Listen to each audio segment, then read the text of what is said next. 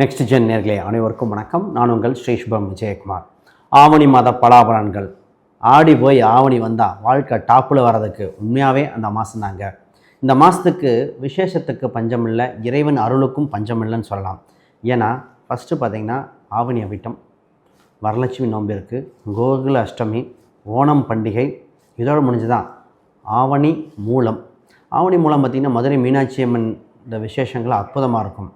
அப்போ இந்த மாதம் தொட்டே இறைவனோட அருள் கிட்டும் மாதமாக இருக்கின்றன. பொதுவாக புது தொழில்கள் தொடங்க, வீடு மாற்ற, அது மட்டும் இல்லாமல் மனதில் இருக்கிற கவலைகள் விலக, பல காலகட்டம் எப்போ சார் மாறும் எல்லாமே இந்த மாதம்தான். இல்லை கிரகப்பயிற்சிகள் பல நடக்குது. சூரியன் சிம்மத்தில் வந்த உடனே ஜொலிக்க காலகட்டம் வந்து விட்டன. முதல்ல இந்த நேரம் வந்த உடனே பார்த்திங்கன்னா கவலைகள் தீர்ந்து மக்கள் மகிழ்ச்சியில் பொங்குகிற காலகட்டங்கள். முதல்ல பொருளாதார விருத்தி, தைரியம், தன்னம்பிக்கை பெருகுகிற காலகட்டங்கள். வீண்டவனும் எந்திரிச்சு வரக்கூடிய சூழ்நிலையில் வந்தாச்சு. உறவுகள் வலுப்படுகின்றன. பிஸ்னஸ் சம்மந்தப்பட்டது, வேலைக்கு செல்பவர்கள் ஒரு புதிய பரிணாமம் அடைகின்றன. ஒரு சிலர் ஹெல்த் ரீதியாக ரொம்ப பாதிச்சுட்டு இருந்தாங்க. சார் எப்போ சார் எங்களுக்கு மாறும், எப்போ விடிவு காலம் வரும், நல்ல காலம் பிறக்கும் சொல்கிறாங்களே எப்போ, அதற்குண்டான விடைகளாக வருகின்ற மாதம்தான் இந்த மாதம். இந்த மாதத்தில் எண்ணற்ற கேள்விகள் மக்களுக்கு மனதில் தேங்கி இருந்தது. ஆடி மாதம் வேண்டாம், தள்ளி போடுங்க. ஒரு மாதம் தள்ளி போட்டேன் சார். வீடு கட்டுறதுலேருந்து, சொத்து வாங்குறதுலேருந்து, கடன் அடைக்கிறதுலேருந்து எல்லாமே மாறியாச்சு.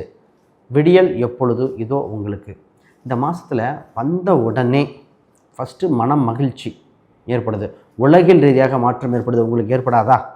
நிச்சயமாக ஒரு பலிதம் ஏற்படும். இந்த நேரத்தில் இறையருளும் உங்களுக்கு குடும்ப ரீதியாக பல முக்கிய முடிவும் எடுக்க வேண்டிய காலகட்டம் வந்தாச்சு. ரைட், அதை பற்றி தெளிவாக ஜெயிக்கின்ற காலகட்டம் என்னென்னு பார்த்துருவோம். முதல்ல புதுசாக பார்க்குறவங்க சப்ஸ்கிரைப் பண்ணிக்கோங்க. கேள்விகள் சந்தேகம்னா பார்த்துட்டு கமெண்ட் பண்ணுங்கள். கன்னிராசி அன்பர்கள் கேட்கின்ற ஒரே கேள்வி, கணக்கு போட்டு வாழ்ந்தோம், கணக்கு வழக்குகள் கரெக்டாக இருந்தது, ஆனால் இறைவன் போட்ட கணக்கு எங்களுக்கு இன்னும் கொஞ்சம் இடிக்குதே, இந்த ஆவணியிலாவது இந்த கணக்கு தேருமா? நிறைய கன்னிராசி அன்பர்கள் கேட்கின்ற கேள்வியை தான். சார் எங்கள் கஷ்டத்தை சொல்லி யார்கிட்ட அழுகிறதுன்னு தெரியல அப்படிங்கிற அளவுக்கு. ஏன்னா அவ்வளோ திறமை இருந்தும் ஜொலிக்க முடியல, எல்லாமே டிலே ஆகுது. வேலை, திருமணம், பொருளாதார ரீதியாக, சொந்த பந்தங்கள் எல்லாத்துக்கும் இப்படி இருக்கே. மாறுதல் எப்பொழுது? நிச்சயமாக அதற்குண்டான மாதம் இந்த மாதம். அதை பற்றி தெளிவாக பேசுகிறோம். முதல்ல கன்னினாலே பர்ஃபெக்ஷனிஸ்ட்டுங்க. எந்த ஒரு விஷயத்தையும் ஆக்கப்பூர்வமாக பர்ஃபெக்டாக பண்ணக்கூடிய விஷயம். இவங்க நம்பி ஒரு பொறுப்புகள் கொடுத்தா அந்த பொறுப்புகள் தெளிவாக இருக்கும். கன்னி அன்பர்கள் ஒரு விஷயத்தை பார்த்துட்டு விசாரிச்சுட்டு க்ரியேட்டிவிட்டி, சினிமா, மீடியா, பத்திரிக்கை, அக்கௌண்ட்ஸ், ஆடிட்டிங் சொல்ல வேணும். மல்டி டாஸ்கிங் உடைய ராசி இந்த கன்னிராசி. எந்த துறையில் இருக்கோ அதை ஜொலிப்பார்கள். கேள்விகள் கேட்க தான் செய்வாங்க. இந்த ராசி என்பவர்கள் சந்தேகங்கள் இருக்கும். தெரிந்து கொள்ள வேண்டிய ராசி, கற்றுக்கொள்ளும் ராசி. ஆனால் இந்த ராசிக்கு 7ஆம் இடத்துல வந்த சனி, கண்டகச்சனி படாது படுத்தது. சரி, ஆனால் லாபத்தில் குரு இருக்கே, அதுவாது பண்ணுன்னா அதுவும் டிலே ஆகிடுச்சு அப்படிம்பாங்க. சார் இப்போ பார்ப்போம் என்ன நடக்குது அப்படின்னா, முதல்ல வெற்றி வாய்ப்புகள் பிறக்கிற காலகட்டம். 7ல் இருக்க சனி வக்ரம் பெற்ற உடனே, குருவாரை வந்த உடனே முதல்ல மன மகிழ்ச்சி ஏற்படுகிறது. ஏன்னா மன அழுத்தம் குறையுது, புது ஆப்பர்ச்சுனிட்டி அதிகரிக்கின்றன, செல்வ கடாட்சம் அதிகரிக்கக்கூடிய காலகட்டம் வந்தாச்சு.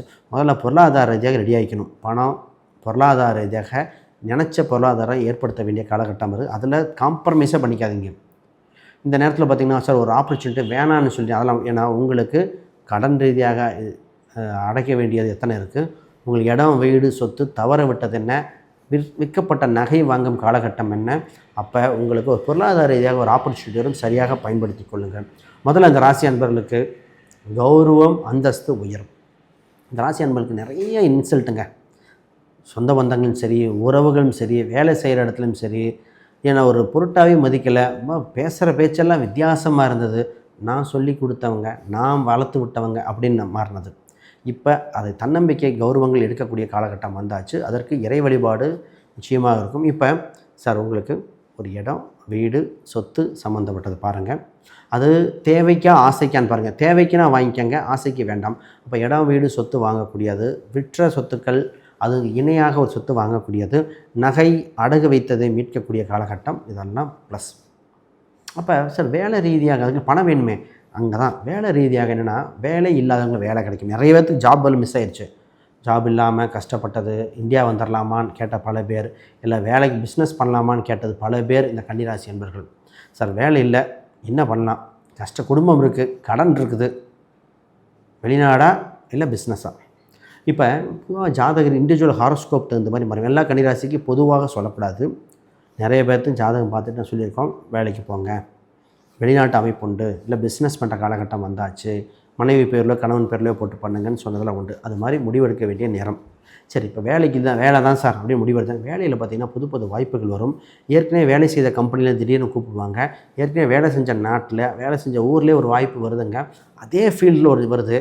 ஆனால் இது நல்லா இருக்குமா அப்படின்னு கேட்குறதுக்கு நிச்சயமாக அதுக்கான அமைப்பு இருக்குது. அதை பாருங்கள். இப்போ புதிதாக கற்றுக்கொள்ள வேண்டும். கற்றுக்கொள்ள தயாராகுங்கள், வாழ்வில் பெற்றுக்கொள்ள தயாராகிட்டீங்கன்னு அர்த்தம். ஏன்னா புதுசாக படிக்க வேண்டியது உண்டு. இப்போ வேலை ரீதியாக சார் திருமண அமைப்பு உண்டுங்க. ஏன்னா திருமண ரீதியாக பார்த்திங்கன்னா நிறைய பேர்த்துக்கு திருமண பேச்சுவார்த்தை இருக்குன்னு சொல்லி தடங்கள் ஏற்பட்டது. என்ன ஜாதகம் சுத்த ஜாதகம்னு சொல்கிறேன், திருமணம் நடக்கலை, இதாங்க கேள்வி. இப்போ இதில் என்னென்னா இது எப்படி எடுக்கணும்னா, ஜாதகத்தில் நல்ல ஜாதகமாக இருந்தால் கூட தசாபதி சப்போர்ட் இல்லாமல் கல்யாணம் நடக்காது.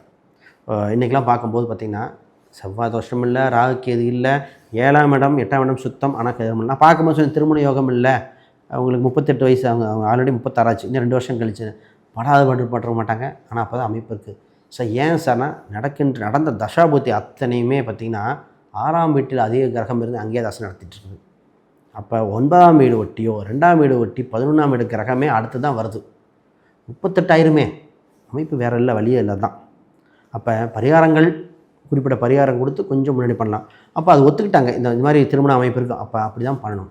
சரி, திருமண பாக்கியங்கள் உண்டு. ஒரு சிலருக்கு திருமண ரீதியாக இருந்த மனக்குழப்பங்கள் விலகிறது. ஒரு சிலர் இல்லை சார், இப்போ கணவன் மனைவி ரிலேஷன்ஷிப்பே கொஞ்சம் இதாக இருக்குது, சின்னதுக்கெலாம் சண்டை வருது, என்ன சார் இது, உறவுகள் எப்படி இருக்கும், கன்டினியூ பண்ணலாமா வேண்டாமா, இதை ஒரு முடிவெடுக்க வேண்டிய நேரம். சரி, இது ஒரு செக்டர். குழந்தையை பற்றி வருத்தம் போட்டது கன்னிதாங்க. குழந்தை இல்லை, ஐவிஎஃப் வரைக்கும் பண்ணி இதானது, மிஸ்கரேஜ் ஆனது, இயற்கையாகவே கன்சீவ் ஆகிட்டேன் ஆனால் நிற்கலை, ஏன் இப்படி ஆச்சுன்னு தெரில, அவ்வளோ எதிர்பார்த்தோம். ஒரு சிலர் குழந்தைக்கு இந்த உடல் சம்மந்தமெல்லாம் பிரச்சனையாக இருக்கும்போது வருத்தப்பட்டதெல்லாம் இருக்குது. இதெல்லாம் சார் பிஸ்னஸ் பற்றி பேசுவோம். சார் பிஸ்னஸ் ரீதியாக நல்ல டைம், வேகப்படுத்த வேண்டிய நேரம், கடின உழைப்பல், நீங்களே ஓனர், நீங்களே வேலைக்காரங்க, நீங்களே கடினமாக உழைங்கள், லாபங்கள் உண்டு, உங்களுக்கு வாய்ப்புகள் உண்டு, புது ஆப்பர்ச்சுனிட்டி கிடைக்கிது, பாப்புலாரிட்டி ஆக போகிறீங்க, நம்பர் ஆஃப் கிளைண்ட் இன்க்ரீஸ் பண்ணக்கூடிய காலகட்டம் வருது பிஸ்னஸில். ஆனால் இந்த ராசி என்ன பண்ணோம், ஒரே இடத்துல 2-3 பிஸ்னஸ் எடுத்துகிறோம். அதுதான் மிகப்பெரிய. ஒன்றுக்கு மேற்பட்ட பிஸ்னஸ் எக்ஸ்பென்ஷன் பண்ணும்போது அதனால் முடியுமா, சப்போர்ட்டுக்கு ஆள் இருக்காங்களா, அதெல்லாம் பார்க்காம எடுக்கக்கூடாது. இதை வேலையாட்கள் நம்பி எடுத்துரும், அங்கே தான் பிரச்சனை. இந்த நிறைய கன்னிராசி பிஸ்னஸில் தோல்வி எடுக்கனா என்ன கேட்பேன்னா, ஒன்றில் என் தம்பி நம்பினேன், என் பக்கத்து வீட்டுக்காரர், என் லேபர்கிட்ட கொடுத்தேன், ஏமாற்றிட்டாங்க, அதுவும் செக் லீஃப் கொடுத்துரும், தன் தொழில் ரகசியத்தெல்லாம் ஓப்பனாக உடச்சி விட்டுரும். இது தாங்க இப்படி இருக்கிறவங்க தான் பல பேர். அதில் ரியல் எஸ்டேட் மாட்டினது, எக்கனாமிக்கல் பாயிண்ட், உங்கள் பணத்தை மற்றவங்க அறுவடை செஞ்சதில் பல பேர் இருக்குது. கவனம். இந்த கால சூழ்நிலையில் அதெல்லாம் கண்டுபிடிச்சி சரி செய்ய வேண்டிய நேரம் வந்திருக்கு. இப்போ தொழில் ரீதியாக ஒரு டெவலப்மெண்ட் பண்ணலாம், நிச்சயமாக உண்டு. கோயில் கும்பாபிஷேகம் ஏதோ நடக்க போது, அதுக்கு அட்டன் பண்ணிட்டு வாங்க. உடல் ரீதியாக இருக்கின்ற உபாதைகள் விலகிற காலகட்டங்கள், கொஞ்சம் அஜீரணம் பிரச்சனைகள் அதெல்லாம் சரி செய்யக்கூடிய காலகட்டம் வருது. ஆக மொத்தம் தொட்டதெல்லாம் துலங்கும் காலகட்டம். பழைய நடந்த விஷயத்தை விட்டுட்டு அடுத்த அனுபவிக்க வேண்டிய விஷயத்தை பாருங்கள், நிச்சயமாக ஜொலிச்சிருவீங்க.